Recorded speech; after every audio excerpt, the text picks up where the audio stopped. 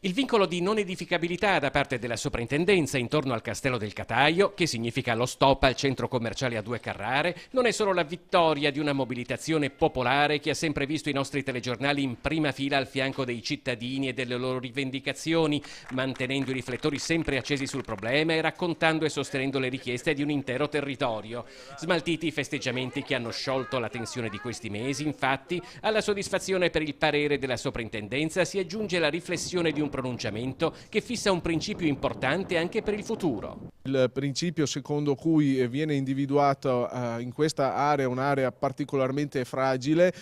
va individuato appunto nel solco di una capacità di